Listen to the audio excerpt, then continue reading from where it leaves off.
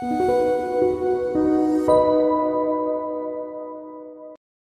안녕하세요. 친절한 동주씨입니다. 많은 분들이 지금 걱정이 많으시죠? 좀 괜찮아지지 않을까 생각하고 있었는데 갑자기 이렇게 코로나 환자분들이 많이 늘어나면서 굉장히 걱정이 많이 되네요. 코로나로 인해서 저희들의 일상이 많이 변한 것 같아요. 주말에 정말 사람들이 없죠.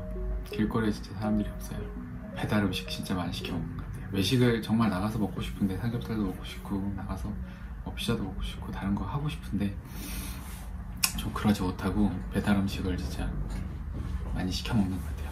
매일 보는 게, 확인하는 게 얼마나 늘었나를 확인하는 건데,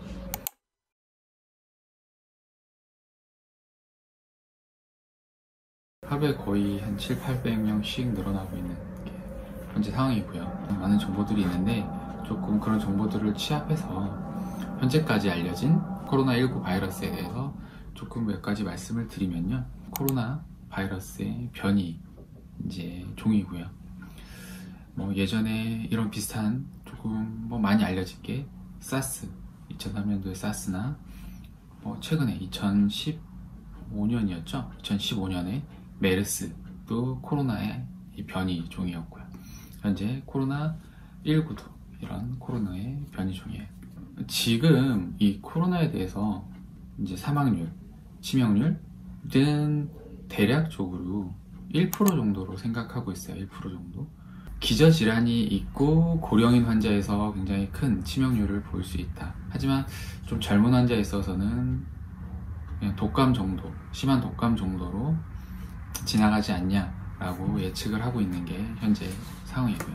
그래서 치명률이 높지 않기 때문에, 병이 사실 초기에 심하지 않은 환자분들이 대다수이기 때문에 그만큼 감염력이 높은 것 같아요. 그래서 사실 치사율이랑 감염력이랑은 조금 반비례하는 게 있기 때문에, 지금 진짜 무서운 게 무증상이거나 이제 증상이 심하지 않은 환자분들이 나 코로나인지 모르고 이제 활동을 하기 때문에 그걸로 인한 전염력이 굉장히 좀 걱정이 되는 부분인 거잖아요. 내 주위에 누가 코로나 환자인지 모른다 라는 게 걱정인 거죠. 그래서 그만큼 어떻게 보면 치명률이 낮기 때문에 그런 전염력이 좀 높은 경향을 보이지 않냐라는 게 조금 조심스러운 추측이고요. 다른 이제 호흡기 바이러스와 좀 다르게 조금 다른 특징을 보인다는 게, 콧물이 좀 적고 마른 기침이나 목감기 정도의 증상이 초기에 발견한다는 거죠. 그래서 구강 감염으로 시작하는 경우들이 흔하다라는 게 현재까지 밝혀진 것 같아요. 그리고 하지만 이제 조기에 발열이 굉장히 큰 특징이기 때문에 3일에서 5일 정도 지속되는 고열이 있다. 그런 경우에는 강력히 의심해 볼 필요가 있을 것 같아요. 이게 지금 공포감, 불안감을 느끼게 하는 이유 중에 하나는 이제 치료제나 백신이 없기 때문에, 특히나 이제 백신이 없다는 게 가장 큰 불안 요소인 것 같고요. 백신이 개발되고 나서 코로나19가 만약 유행을 했다 그러면 예전에 이제 심정풀처럼 크게 걱정은 안 했을 것 같아요. 크게 걱정 안 하고 그냥 진짜 독감처럼 치료하고 예방하고 이 정도에서 끝났을 것 같은데, 현재는 백신이 없는 상태에서 이제 유행하기 때문에 더 큰 공포감을 유발하지 않냐라는 게 큰 걱정이고요. 제가 이제 오늘 말씀드리고 싶은 거는 이제 일선에서 일하는 사람으로서 걱정되는 부분에 대해서 좀 말씀드리려고 하는데요. 틈틈이 손닦기도 해야 됩니다. 어떻게 보면 지금 대구 경북 지역은 거의 증상이 있는 환자들에 대해서 전수조사가 이루어지고 있는 상황이고요. 그리고 그 외의 지역에서는 증상이 있는 환자들에 대해서 선별진료소에 오신 분들을 이제 검사를 해주고 있는 경우, 그 검사도 이제 거기 진료 보시는 의사 선생님들의 재량에 검사가 필요하다 했을 때 검사를 해주고 있는 상황인 거거든요.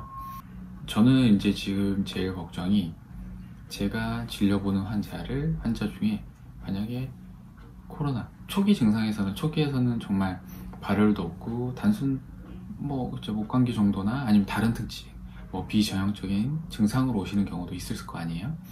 가슴 통증이나 이런 경우로 왔는데, 당연히 발열도 없고 사실 다른 증상이 없기 때문에 제가 보통 엑스레이는 보통 기본적으로 찍기 때문에 엑스레이를 봤는데도 엑스레이에서도 폐렴, 소견이 안 보여. 사실 초기 폐렴 소견은 엑스레이에서 안 보일 수도 있어요. 그러니까 폐렴 소견도 안 보이고 뭐 발열이나 이런 전혀 뭐 독감 증상, 뭐 코로나 의심 증상이 안 보였을 때 이런 환자들을 그냥 진료보고 돌려보냈을 때, 그냥 맞처방하고 돌려보냈을 때 추후에 코로나19 증상이 나오면서 진단이 됐을 때에 발생할 수 있는 문제점들, 그러니까 내가 환자를 놓칠 수 있다는 그 걱정이 제일 크게 걱정이 드는 거고요. 두 번째는 만약에 내가 코로나 환자를 진단을 했을 때 그 상황에서는 또 어떻게 해야 될 거냐는 문제죠. 왜냐면 시스템적으로 정말 지금 뭐 어떻게 환자가 확진됐을 때 그 확진된 환자는 뭐 자가격리를 할 수도 있고요. 아니면 이제 중증도가 심하면 입원 치료, 음압시설에 뭐 음압격리 시설로 가서 병원에 가서 지정병원에 가서 치료를 받아야 되게 될 수도 있겠죠. 하지만 그 환자 외 주변인에 대해서는 또 어떻게 조치를 할 거냐라는 문제인 거죠. 그걸 진료본 의사, 그러니까 의료진은 또 어떻게 처리를 해야 될 것이며, 그 외에 뭐 접촉자 다시 이제 다 진료를 하겠지만, 다 조사를 하겠지만 그런 접촉자에 대해서도 어떻게 조치를 할 거냐, 시스템적으로 어떻게 해야 될지 좀 고민되는 부분인 거예요. 왜냐하면 뭐 밀접 접촉자일 수도 있고 이런 접촉자들이 증상이 없는 경우 무작정 다 자가격리를 해야 되냐, 그러면 자가격리해야 될 사람들이 굉장히 수도 없이 많아지는데, 그렇다고 그런 분들을 무작정 또 일상생활을 하라고 할 수도 없고, 특히나 의료진 입장에서는 진료본 그 의료진들을 무작정 뭐 자가격리를 시키면 의료진 수는, 진료볼 수 있는 의료진 수는 계속 이제 줄어들게 되잖아요. 그러면 현장에서 진료볼 수 있는 사람들은 줄어들고, 그걸로 인해 다른 환자들은 또 피해를 봐야 되는 상황이 되는 거고요. 왜냐면 전에도 말씀드렸다시피 진짜 중증의 환자들이 더 있는데, 사실 코로나19보다 그 독감 환자들보다 중증의 환자들은 훨씬 더 많이 있는데 그 환자들을 지금 놓치는 상황이 되는 것 같아서 그게 더 걱정되는 부분이죠. 또 정말 초반에 말씀드렸듯이 제가 코로나 환자를 놓쳐서 제가 블레임 받아야 되는 상황이 조금 걱정되는 거고, 역시 그러니까 뭐 의사로서 내가 진단을 못했다는 거에 대해서 굉장히 큰 뭐 자괴감을 느낄 수도 있고요. 아니면 좀 부담감이 있다는 게 현실인 것 같아요. 그래서 좀 빨리 이런 부분에 대해서 시스템이 만들어져야 되는 부분이 있지 않을까. 뭐 안심 진료를 하기 때문에 호흡기 환자랑 비호흡기 환자를 나눈다고 하지만, 뭐 호흡기 질환, 그러니까 폐렴에 비전형적인 증상을 가지고 내원하게 되면 뭐 놓칠 가능성도 충분히 있지 않을까. 비전형적인 환자까지, 증상을 가진 환자까지 어떻게 챙기냐라고 말씀하실 수도 있지만, 그래도 비전형적인 환자를 봐야 되는 의료진 입장에서는 그 부분도 걱정이 된다는 거죠. 제가 감염원이 될까도 걱정이 돼요. 제 스스로가 감염원이 될까 굉장히 좀 큰 걱정이 되고요. 가족한테 피해를 줄 수도 있고요. 주변 지인한테 피해를 줄 수도 있고요. 정말 환자한테 피해를 줄 수도 있고요. 그런 걱정이 된다는 게 제일 큰, 이런 불안감이 이제 일하면서 제일 큰 것 같아요. 그래서 내가 도대체 어떻게 해야 될까? 진짜 어떻게 해야 될까? 하는 생각이 좀 많이 들어요. 뭐 적극적으로 정말 진짜 전수검사를 하자. 그냥 병원 내원하는 환자분들, 지금 봤을 때 코로나19 감염 환자들 중에 거의 뭐 반 정도는 또 열이 없다고 하니까, 사실 발열을 무조건 기준으로 할 수는 없다. 그러면 병원 내원하는 환자분들에 있어서 진짜 뭐 전수검사를 해서, 현실적으로 좀 힘든 부분이니까, 하지만 저는 이제 개인적으로 전수검사를 하는 건 어떠냐라는 생각도 들죠. 아마도 뭐 많은 분들이 생각하겠지만 제 주위에, 아니면 뭐 진단 안 받은 코로나 19에 감염된 아니면 감염됐었던 사람들이 많을 거라고 생각은 들어요. 하지만 무증상으로 증상이 없거나 아니면 굉장히 경미한 증상으로 지나갔던 사람들이 많지 않을까 하는 생각이 들어요. 그래서 어떻게 보면 이런 환자분들을 모두 찾아내는 게 무의미한 일일 수도 있어요. 일일 수도 있긴 한데, 또 역으로 이런 이제 환자분들이 감염 소스가 되기 때문에, 감염원이 되기 때문에 또 찾는 것도 의미가 있지 않냐. 뭐 사실 이거는 어떻게 해야 될지 잘 모르겠어요. 사실은 이게 뭐 치료 방법이나 뭐 사실 바이러스 뭐 독감이나 이런 기본적인 독감은 뭐 대증요법이고 다른 치료제가 있는 건 아니지만 뭐 백신이라도 있는 상황이라고 치면 뭐 이런 것들을 걱정하진 않겠죠. 굳이 뭐 전수 검사를 할 필요도 없고, 증상이 있는 환자분들, 증상이 심한 환자분들에 대해서만 검사하고 치료하면 될 문제지만, 문제는 뭐 그런 방법이 없기 때문에 더 이런 부분에 대해서 고민을 하는 것 같아요. 그래서 지금 뭐 제가 답변을 뭐 저보다 더 유능하시고 똑똑하시고 높은 직책에 계신 분들이 이제 뭐 시스템을 만들겠지만, 뭐 현장에 있는 의사로서 좀 고민되는 부분이 이런 게 있다라는 걸 조금 말씀드리고 싶고요. 여러분들 진짜 마스크 굉장히 열심히 쓰시는 것 같은데, 저는 개인적으로 현재 뭐 재활용에 대해서 아직 정확한 방법에 대해서 이제 제시한 게 없어요. 어떤 분들은 세정제를 뿌려서 건조시킨다, 그래서 쓰면 된다, 뭐 전자레인지에 써라, 또 요즘 최근에 이제 스타일러나 이런 것들이 있기 때문에 스타일러에 넣어서 뭐 소독해 쓰면 된다, 여러 방법들이 있지만 실제로 그런 방법들이 이제 효과가 있다라고 밝혀진 건 없고요. 사실 마스크 자체가 일회용으로 개발된 거고요. 그 필터 자체도 일회용이고, 제가 알기로도 8시간 이상 사용하면 그 필터의 기능이 떨어진다라고 알고 있고요. 그래서 재활용 자체는 사실 크게 무의미할 것 같은데, 현재 상태에서 마스크를 구하기 어렵고, 마스크가 갑자기 뭐 3,000원, 4,000원, 지금 좀 떨어지긴 했지만 아직 뭐 많이 풀린 게 아니기 때문에 3,000원, 4,000원은 가게에 굉장히 부담이 되거든요. 그게 한 달을 써야 된다 그러면 3,000원만 쳐도 뭐 20일 출근할 때만 쓴다 그래도 6만원, 뭐 적지 않은 금액이기 때문에 갑자기 없었던 지출이 생기기 때문에 가게에 뭐 충분히 부담이 된다고 생각이 들어요. KF94에 너무 집착하지 마시고요. 뭐 KF80도 좋고요.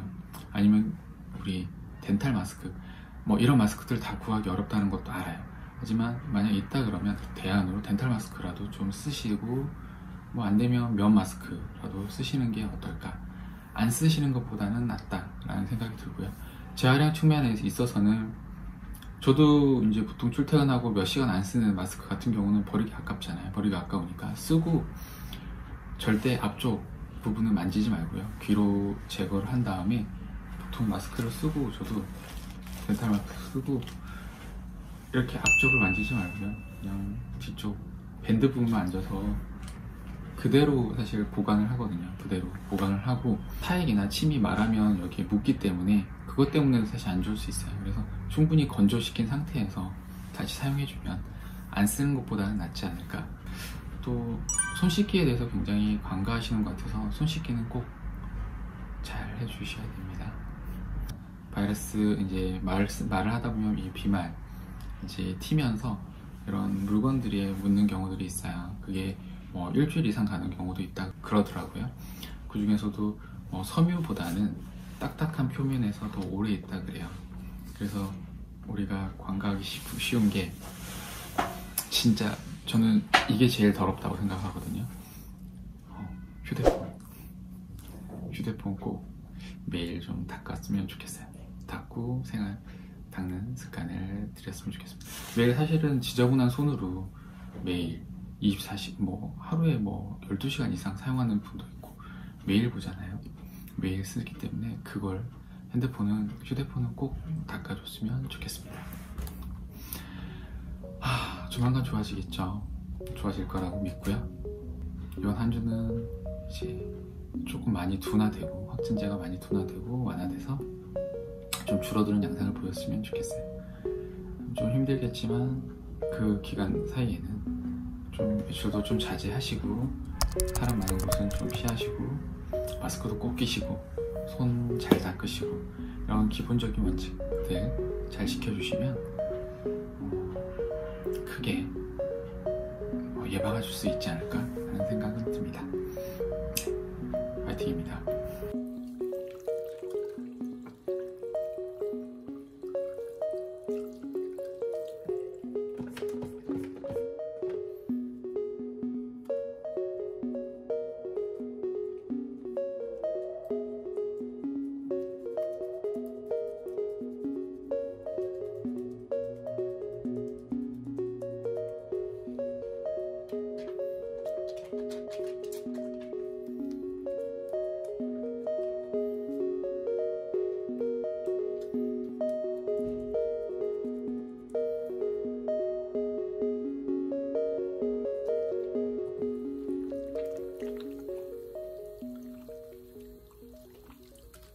손을 닦아주는데요.